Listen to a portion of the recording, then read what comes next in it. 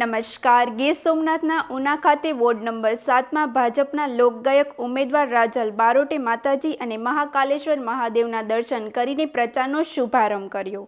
આ પ્રસંગે ઉનાના ધારાસભ્ય કેસી રાઠોડની હાજરીમાં ભાજપના પ્રચારનો શ્રીગણેશ કરવામાં આવ્યો. વોર્ડ નંબર 7માં મતદારો દ્વારા રાજલ બારોટને હારતોડા કરી ઉષ્માભેર આવકાર આપવામાં આવ્યો. રાજલ બારોટ દ્વારા ડોર ટુ ડોર પ્રચાર શરૂ કરવામાં આવ્યો, જેમાં મતદારોનો જોરદાર પ્રતિસાદ મળી રહ્યો. વધુ સમાચાર માટે જોડાયેલા રહો. RP Gujarat news, Rajkot. રાજલબેન અલ્પેશભાઈ બાંભડિયા.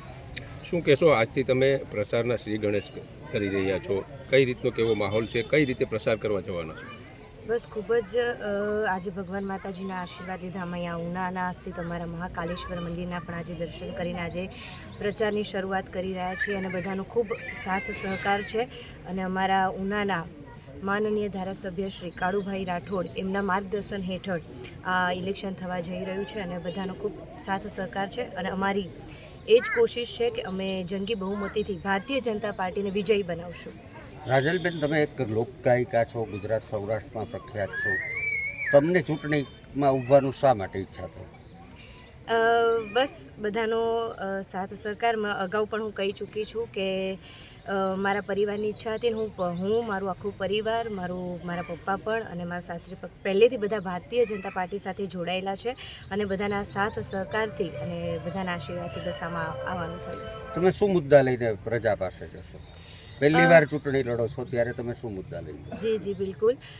મેં જેમ અગાઉ પણ કીધું છે કે હું એક નગરપાલિકાની ઉમેદવાર છું અને મારા જો અગર અમે જીતીએ છીએ તો આગળ અમારા એક કોઈ બી કાર્યકર્તા હોય તો એના હોદ્દામાં આવે છે કે જનરલી રોડ રસ્તાને લઈને કોઈ કાર્યો હોય કે વીજળીને લઈને કોઈ સમસ્યા હોય કે યા તો પાણીને લઈને ગટરને લઈને સમસ્યા હોય તો એ સમસ્યાઓને લઈને અમે જરૂરથી કોઈ પણ સમસ્યા છે તો આગળ અમે એમાં પગલાં લઈશું.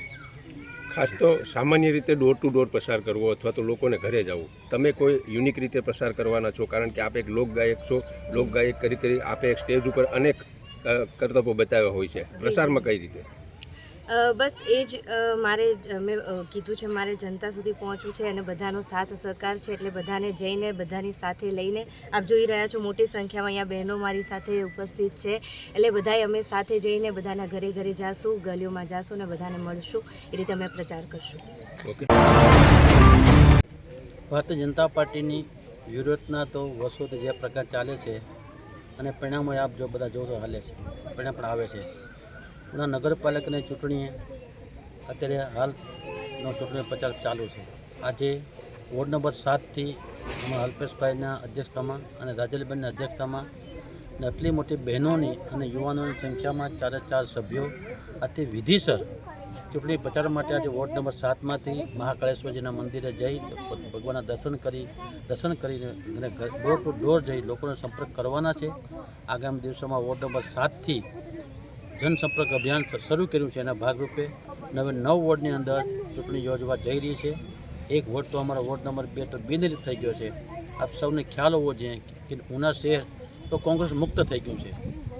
એટલા માટે આપણે કહી શકાય કે કોંગ્રેસનો એક પણ ઉમેદવાર આજે નગરપાલિકાનો સભ્ય ચૂંટણી લડતા નથી.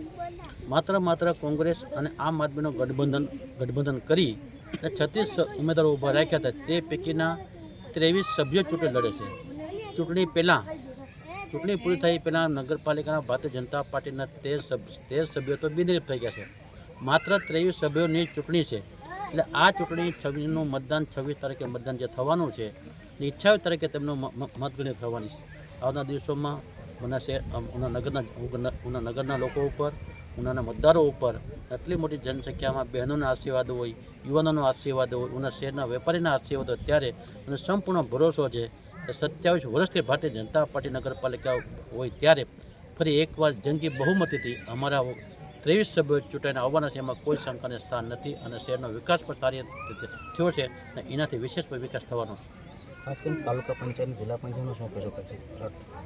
તાલુકા પંચાયત, જિલ્લા પંચાયત તમને ખ્યાલ છે કે આગામી દિવસોમાં જિલ્લા પંચાયતની 11 જિલ્લા પંચાયત, 3 વિધાનસભાના ગીરગઢડા હોય કે ઉના હોય 11 બેઠકો જિલ્લા પંચાયતની છે.